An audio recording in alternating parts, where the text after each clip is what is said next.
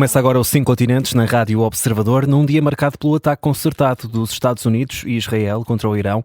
É sobre isso que vamos concentrar a nossa primeira parte. Eu sou o João Costa e Silva. Esta semana também está comigo a Vanessa Cruz. Bem-vinda, Vanessa. Olá.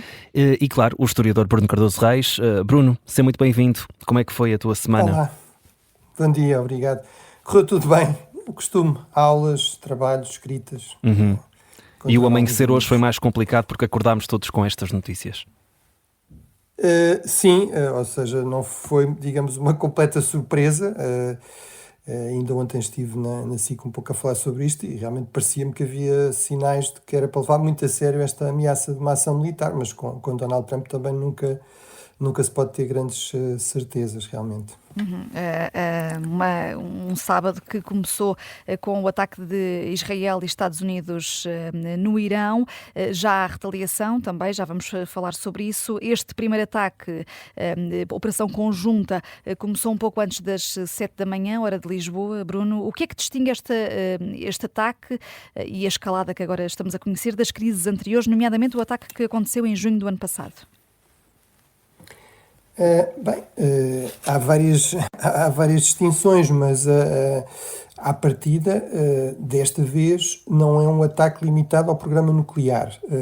Portanto, os sinais que temos, as próprias declarações que Donald Trump já fez, são de que são operações militares em grande escala, e o próprio Donald Trump, no fundo, fez uma espécie de apelo à mudança de regime, embora, enfim, com aquela falta de clareza que muitas vezes o caracteriza. Portanto, apelou a que a Guarda Revolucionária, as forças militares iranianas pusessem as armas, mas não se percebe muito bem, e que seria garantida a sua imunidade, mas de pôr as armas, entregar as armas a quem, uma vez que não há tropas americanas, nem isso parece estar previsto, uma invasão terrestre.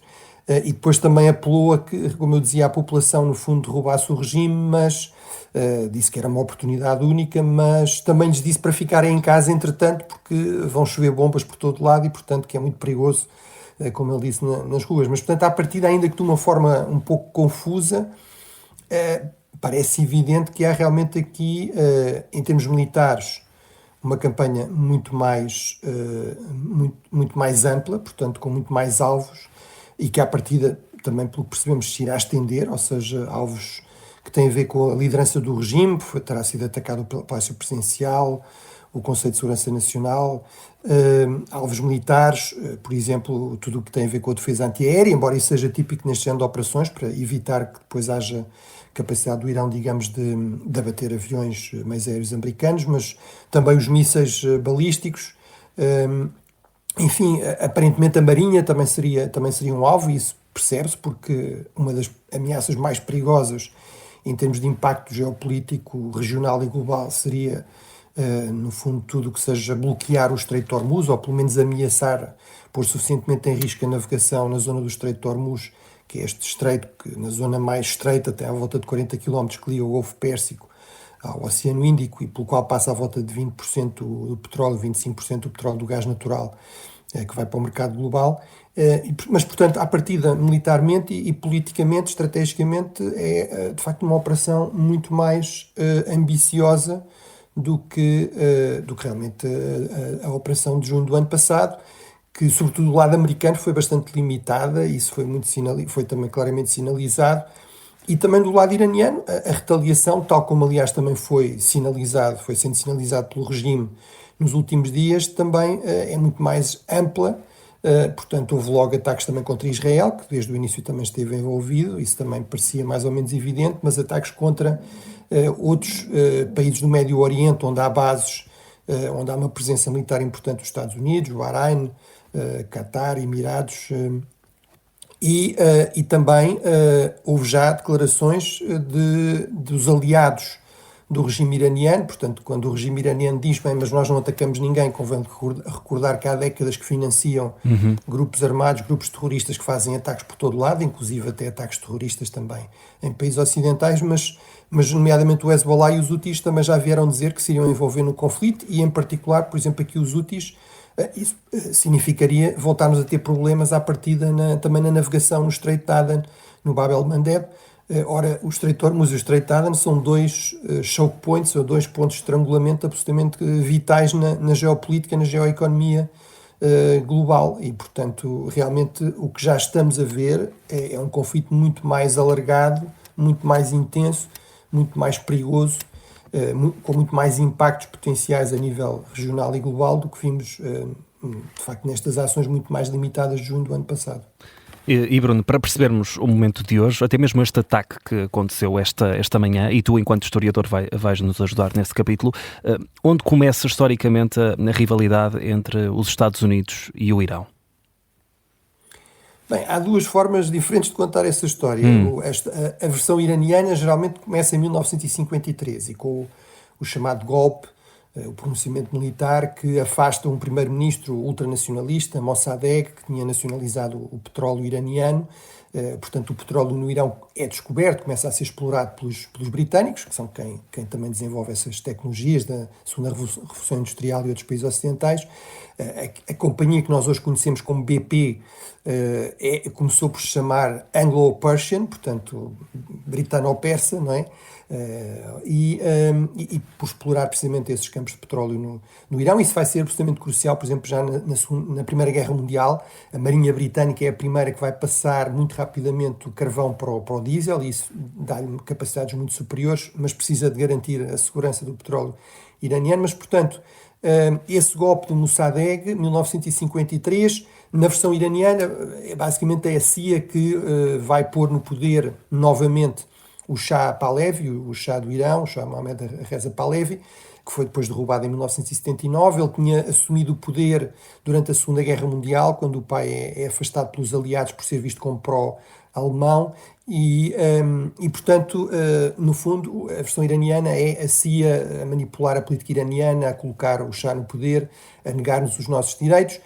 A versão americana, geralmente em 1979, ou seja, a Revolução Iraniana, e em particular aquele episódio que Donald Trump hoje voltou a referir, da tomada da violação, digamos, da lei internacional mais básica, que é as embaixadas têm imunidade, os diplomatas têm imunidade, portanto, os revolucionários iranianos tomam a embaixada norte-americana em Teherão e depois vão manter como reféns durante mais de um ano, digamos, os diplomatas norte-americanos, com o argumento de que a embaixada, no fundo, todos eles eram elementos da CIA que estavam a tentar, mais uma vez, derrubar, digamos, o novo regime iraniano. Na verdade, as relações são bastante mais antigas e durante um período muito longo foram bastante cordiais, bastante próximas, primeiro cordiais e depois com alguma proximidade até. Basicamente as relações diplomáticas são estabelecidas ainda no século XIX. O Shah da Pérsia envia, digamos, um representante diplomático em 1856 para os Estados Unidos, portanto ainda antes da Guerra Civil norte-americana, e isso corresponde muito a um esforço de países como a Pérsia para diversificar relações, para procurar outros aliados que não as potências coloniais imperiais, que nesta zona eram sobretudo a Rússia a norte, na Ásia Central, e a Índia, que estava presente e a Grã-Bretanha, que estava presente na Índia e também no Golfo Pérsico. E portanto, os Estados Unidos são aqui vistos um bocadinho como uma alternativa em termos de modernização, de investimento ocidental, de influência ocidentais, mas que não estão ligados a uma agenda, digamos, colonial, imperial.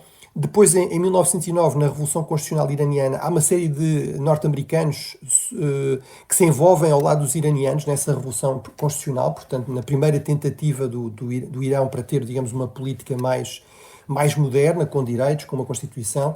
Há um envolvimento, de facto, de professores, muitos deles missionários, como eu dizia, mas que também eram professores. Por exemplo, a primeira universidade, digamos, no modelo europeu é criada pelos norte-americanos, o primeiro colégio, digamos, de medicina também no modelo ocidental é criado por norte-americanos.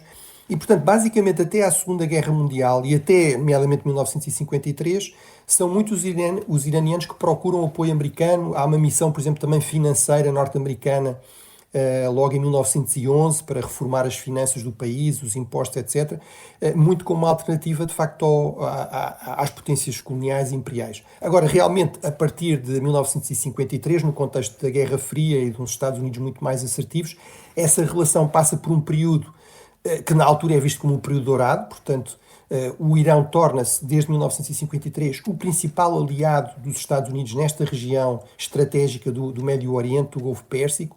É visto como aliado de confiança, realmente até à queda do Shah em 1979. 79, a partir de 1979, com a Revolução Islâmica, de facto, desde 1980, desde 1979, o Irão e os Estados Unidos não têm sequer relações diplomáticas, portanto, por causa nomeadamente desse incidente da embaixada, e desde aí temos tido múltiplos conflitos em que o Irão está de um lado e os Estados Unidos estão do outro. Houve ali um período a seguir ao 11 de setembro em que parecia haver uma certa convergência de interesses, porque os fundamentalistas não são todos iguais. A Al-Qaeda, que é um fundamentalismo sunita, ou o Estado Islâmico, o dito Estado Islâmico, o Daesh, são muito anti-xiitas, porque vêm os xiitas, que é, digamos, a corrente minoritária do Islão, mas que é maioritária no Irão, como heréticos.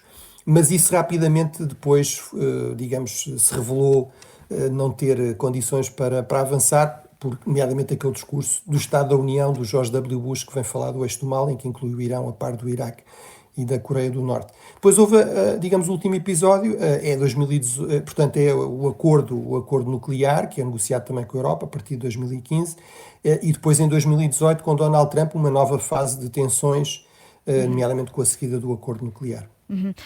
Bruno, há aqui agora notícia de que o Hezbollah, a facção iraquiana do Hezbollah, anuncia que se vai juntar a este conflito, vai começar a atacar bases americanas. O Irão atacou a Jordânia e o Iraque. Houve-se explosões em Doha, em Riad e em Abu Dhabi. Tudo isto nos está a chegar através das agências internacionais. Estamos perante aqui um daqueles momentos que podem redefinir uma região. Pode-se transformar aqui isto tudo numa guerra regional?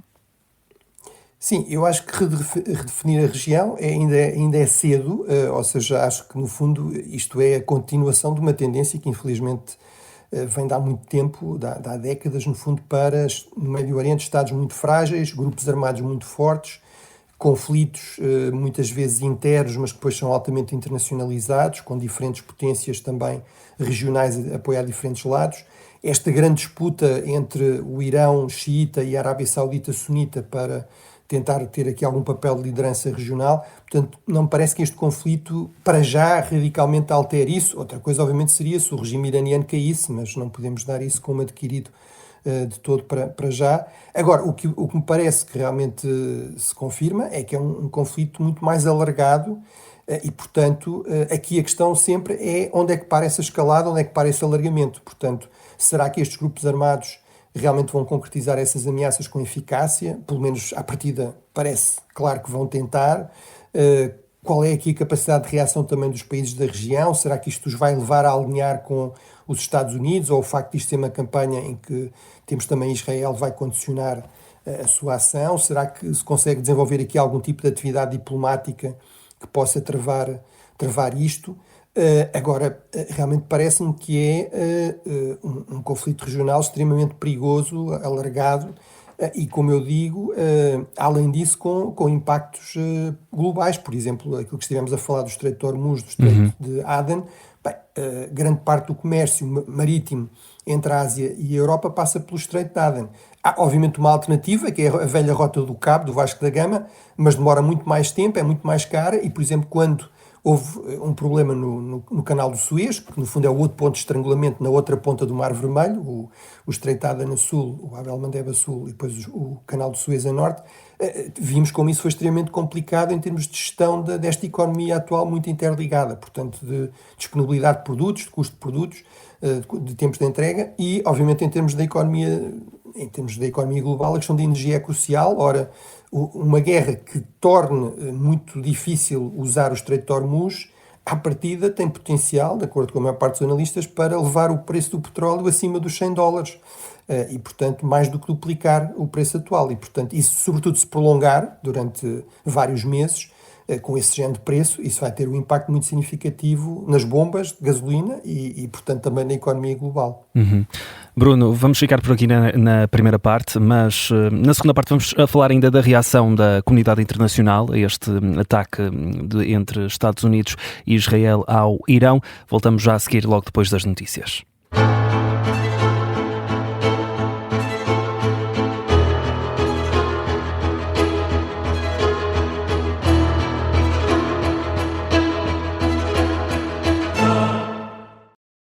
Tinha que piar fininho e fazer as coisas em condições, senão não tinha direito a iniciação nenhuma.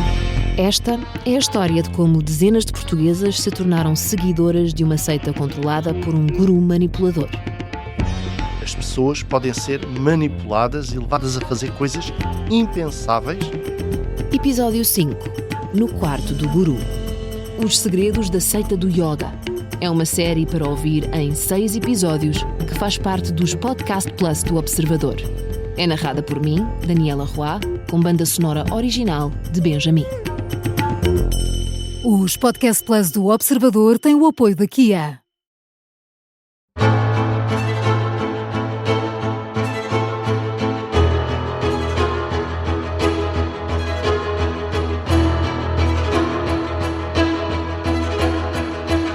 Estamos de regresso para a segunda parte do 5 Continentes. Eu sou o João Costa e Silva, está comigo a Vanessa Cruz e, claro, o historiador Bruno Cardoso Reis. Ainda na primeira parte, ficamos aqui com uma questão pendente no que diz respeito, Vanessa, à resposta da comunidade internacional. Sim, Bruno, tendo em conta este ataque norte-americano e israelita no Irão, a Rússia e a China têm aqui margem ou interesse para capitalizar diplomaticamente mais esta crise?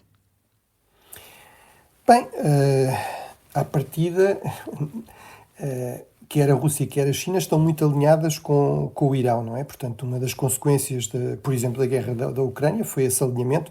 Importa dizer agora, por exemplo, quando o Irão vem invocar a santidade do direito internacional e que as grandes potências não podem atacar as mais pequenas, o Irão tem sido absolutamente crucial, foi crucial em possibilitar a continuação da agressão russa contra a Ucrânia, nomeadamente fornecendo drones em grande quantidade, aqueles drones Shahed que são usados para fazer ataques indiscriminados contra a população, contra a infraestrutura elétrica ucraniana. Por outro lado, em termos económicos, também a China é neste momento o grande cliente do Irão, quer em termos de exportações, quer em termos de importações. À volta de 30% vai para a China, de umas e outras. E, portanto, isso à partida dá-lhes aqui alguma influência.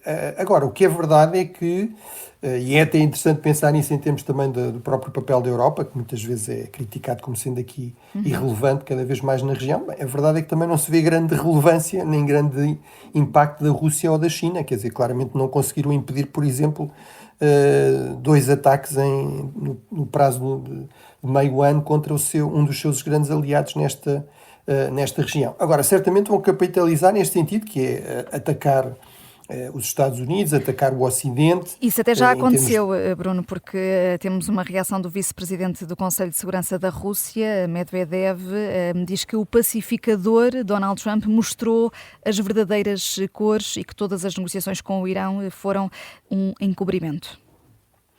Sim, e aí há que dizer, bem, quando nós temos depois informações de que isto já estaria a ser preparado há meses, bem, aí não é muito estranhar, porque esse tipo de planeamento é o que é normal, quando há a possibilidade de haver um uso da força, mas que até a data já estaria definida há muito tempo.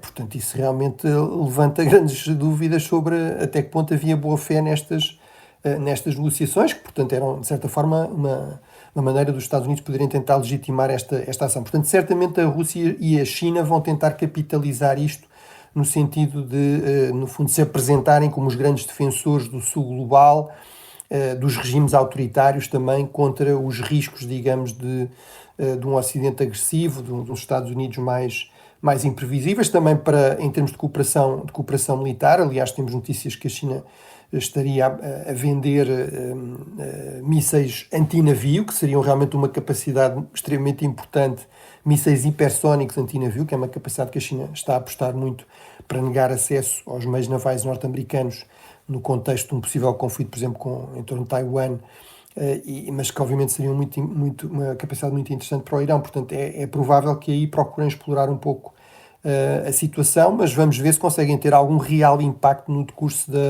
das coisas. Para já, como eu digo, o que aqui fica claro é que não são suficientemente poderosos ou influentes para impedir, por exemplo, a ação dos Estados Unidos. Muito bem. O Irão, que vai continuar a ser tema possivelmente nas nossas próximas edições do 5 Continentes. Fizemos aqui uma análise mais profunda a esta questão, tendo em conta que o ataque foi feito esta manhã. Mas, Bruno, vamos avançar com outros temas. Nós muitas vezes... Mas já agora, João, também é interessante a questão do papel da União Europeia e da Europa no meio disto.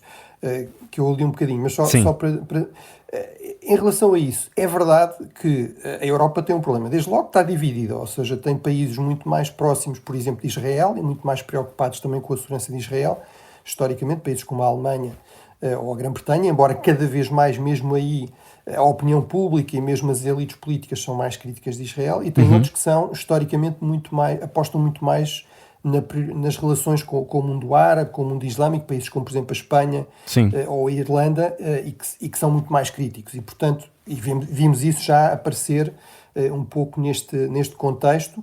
A França também é outro exemplo de um país que dá muita importância às relações com o mundo árabe, portanto, quer a França, quer a Espanha apareceram aqui, no fundo, a fazer críticas ou no caso da França, a apelar para uma reunião do Conselho de Segurança.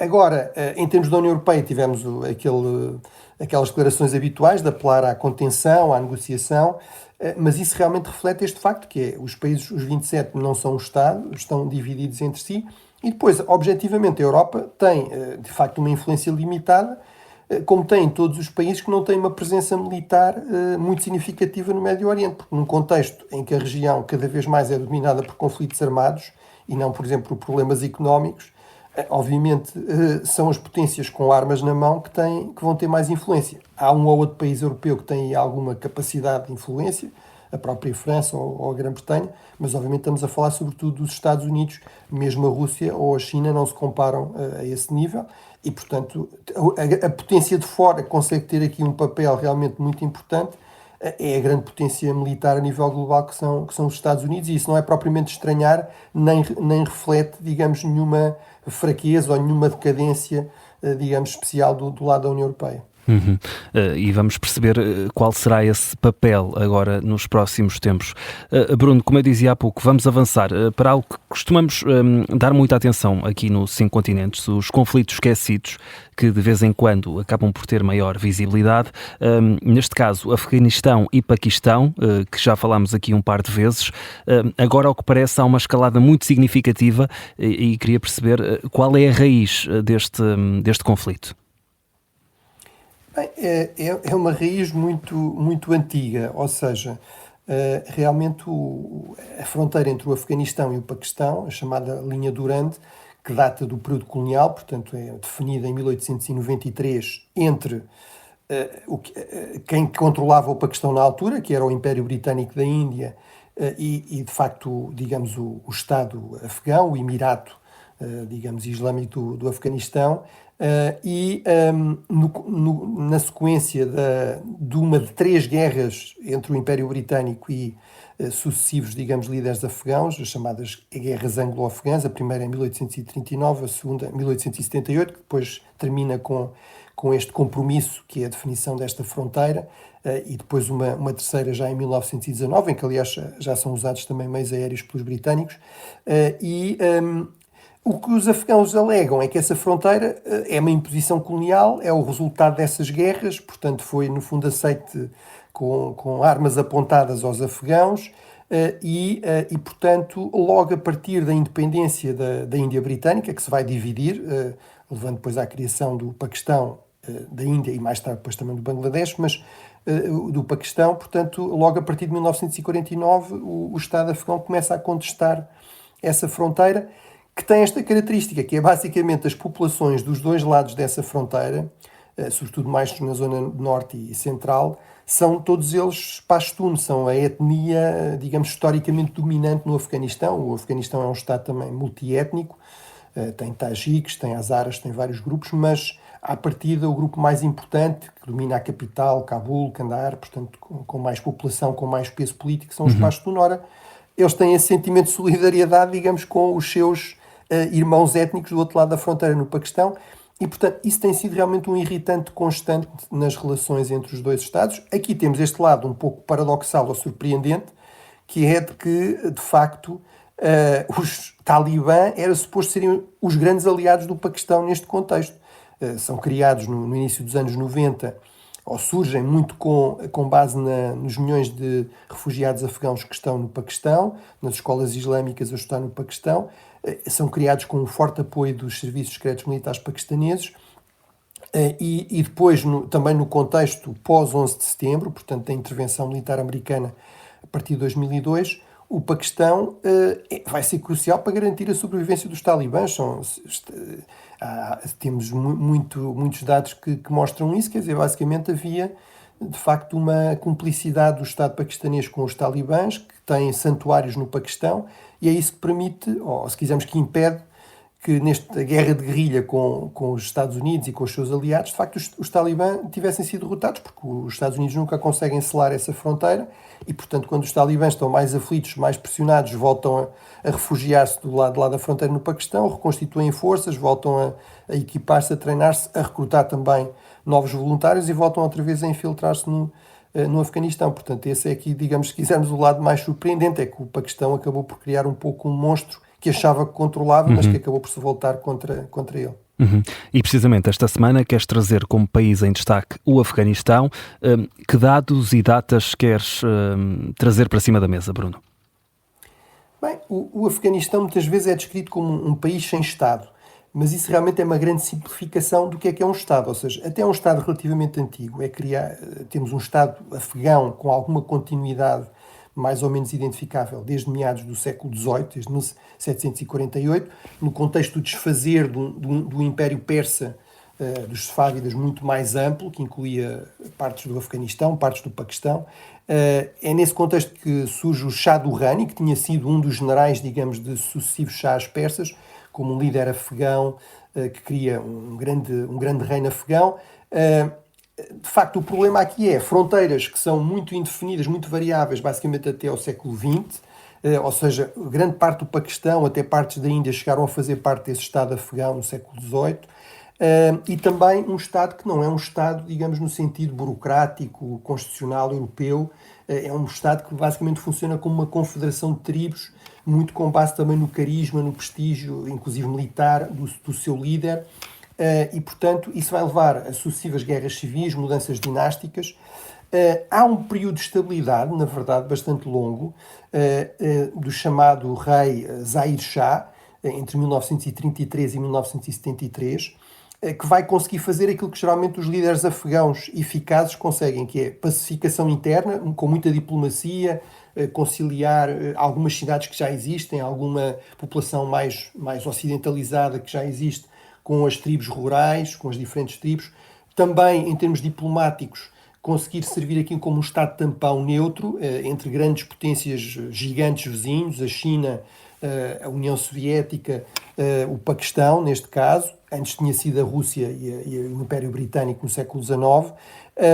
Mas depois, a partir do golpe de Estado de 1973, vamos ter, digamos, um caminho para o abismo, que sobretudo a partir de 1979. A invasão soviética de 1979, no fundo é uma espécie é uma operação militar especial, é mesmo assim chamada, é o modelo do que vai ser a invasão da Ucrânia em 2022, portanto várias colunas blindadas em vários pontos da fronteira, forças especiais, forças aerotransportadas tomam um ponto-chave em Cabul, matam o presidente em funções, substituem o governo por um regime, digamos, fantoche, leal a Moscovo. O problema é que o que seguiu, portanto, aí essa operação militar especial até correu relativamente bem, atingiu os seus objetivos. O problema foi que o que seguiu foi, como sabemos, 10 anos de uma guerra de guerrilha extremamente violenta, mais de 1 milhão de mortos, e depois disso, infelizmente, também o que seguiu não foi a paz, foi sucessivas guerras civis. E depois temos, obviamente, desde agosto de 2021, desde a retirada dos Estados Unidos, um retomar do poder pelos talibã, que começaram por mostrar alguma moderação, mas isso era puramente tático, e depois instalaram um regime extraordinariamente repressivo, sobretudo dos direitos das mulheres, também como sabemos, e portanto, e um regime também relativamente isolado, mas os talibã, desta vez, ao contrário, talvez até por cansaço também da comunidade internacional, ao contrário do período anterior em que estiveram no poder, conseguiram estabelecer algumas pontes com a China, até com a Rússia, e sobretudo com a Índia. E, portanto, também uma das causas do conflito atual e desta escalada é que não só os talibãs apoiam os talibãs paquistaneses, ou seja, o movimento armado Pashtun no Paquistão, que está alinhado etnicamente, religiosamente com eles, mas também que cada vez mais se foram alinhando com a Índia, que é o grande rival estratégico do Paquistão, desde a independência em 1947, combateram várias guerras, inclusive uma há poucos meses atrás, e portanto, esses são assim os dados mais importantes em termos históricos. Em termos, digamos, materiais, aqui o que é impressionante realmente é o contraste entre o Paquistão e o Afeganistão em termos de, enfim, do que são esses dados, ou seja, o Paquistão tem à volta de 260 milhões de habitantes, o Afeganistão à volta de 45 milhões, a economia afegã é 23 vezes mais pequena do que a paquistanesa, as forças armadas paquistanesas, é uma potência nuclear, tem à volta de 600 mil soldados, meios aéreos, navais extremamente avançados. O Afeganistão basicamente não tem uma força aérea, também não tem uma marinha porque não tem acesso ao mar, é um país sem acesso ao mar, mas portanto temos realmente aqui uma enorme assimetria de poder entre o Afeganistão e o Paquistão. Agora, aquilo que a história também nos tem mostrado muitas vezes, nomeadamente no Afeganistão, é que isto da assimetria de poder não quer dizer que os mais fracos à partida percam a guerra contra os mais fortes. Às vezes, nomeadamente se recorrerem a guerras de guerrilha, a guerras assimétricas, guerras irregulares, acabam no final por conseguir uma vitória estratégica. Bruno, vamos ainda falar da guerra na Ucrânia. Esta semana assinalaram-se 4 anos já, importa por isso fazer um balanço, com promessas de cessar-fogo, de um eventual acordo de paz que temem tardar. Que balanço estratégico global é que podes fazer destes 4 anos de guerra? Bem, de facto essa é uma questão interessante. Portanto, temos lições mais militares, mas a nível geopolítico, a nível das dinâmicas globais, é uma guerra muito impactante. Por um lado, é preciso deixar isto claro, que a guerra da Ucrânia é a guerra mais intensa a nível mundial, é aquela que produz mais baixas nos últimos anos. É também a primeira guerra abertamente de conquista por uma grande potência desde 1945. Temos tido muitas vezes conflitos territoriais, que às vezes se arrastam durante muitas décadas. A China, por exemplo, o Paquistão e a Índia nunca se entenderam sobre a sua fronteira na zona de Caxemir, mas este é o primeiro caso realmente de uma grande potência que diz este território que nós tínhamos reconhecido como sendo de outro país, agora nós queremos que passe a ser nosso. Portanto, esse é um dos primeiros grandes impactos, é o minar desta norma central na ordem internacional, que é: não há guerras de conquista, não há guerras de agressão por grandes potências, pode haver intervenções militares e nós podemos criticar o Iraque, os Estados Unidos no Iraque ou no Afeganistão, mas os Estados Unidos nunca anexaram território iraquiano nem afegão.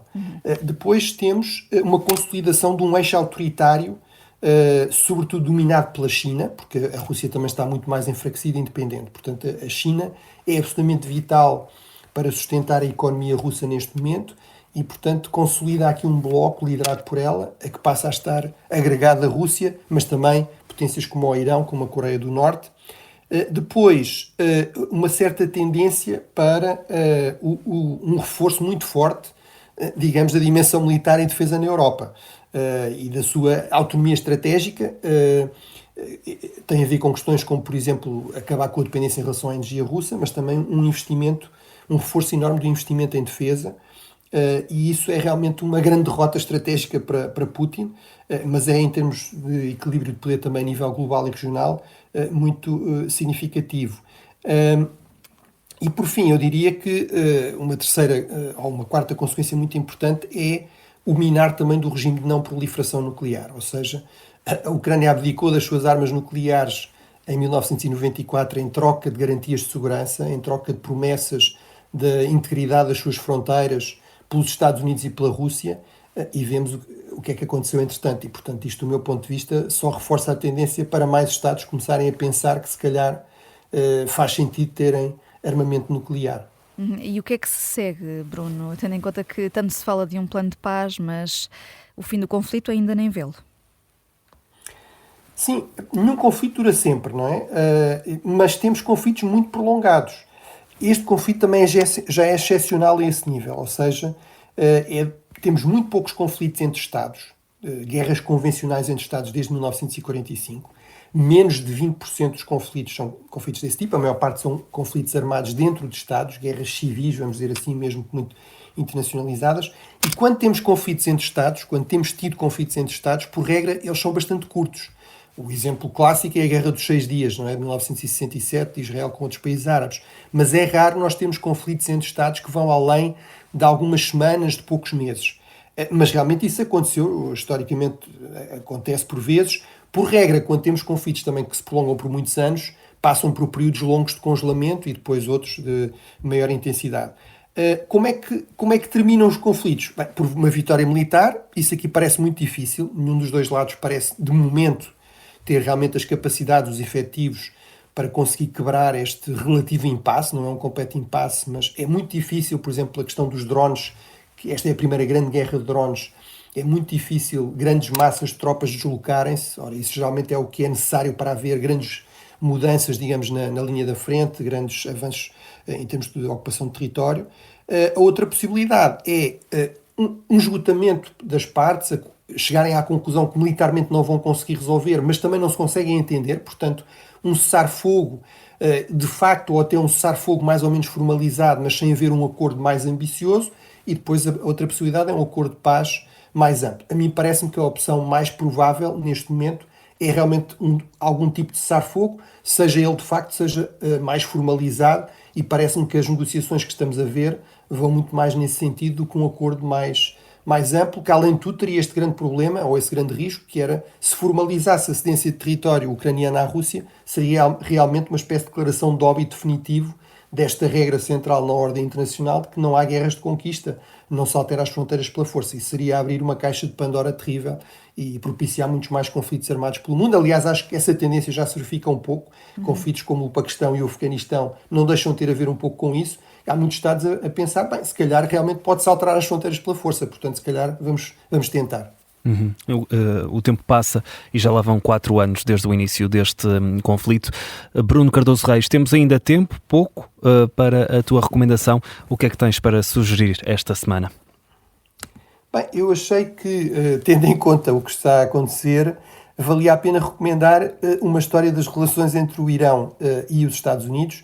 Chama-se America and Iran, a History, 1720 to the Present, do John Gaviznian, que ele próprio nasceu no Irão, portanto é um iraniano-americano, se quisermos, obviamente de origem arménia, também há muitas populações arménias nesta região, mas portanto é uma história com quase 1000 páginas, muito exaustiva, muito documentada, e que tem esta vantagem que é que conseguiu consultar muitos arquivos também iranianos, que é algo sempre muito difícil. Portanto, para quem tem curiosidade para aprofundar esta questão que me colocaste no início das relações, das longas relações, e muito importantes, sobretudo a partir da Segunda Guerra Mundial, entre os Estados Unidos e o Irão, tem aqui uma obra que permite fazer isso, digamos, com todos os detalhes, não só na dimensão, como eu dizia, não só na dimensão mais diplomática e militar, mas também na dimensão mais cultural, destas trocas de missionários, de criação de universidades, de como é que os dois países também, intelectuais importantes nos dois países, viam o outro país basicamente desde o início do século XVIII, portanto ainda antes dos Estados Unidos serem um país independente.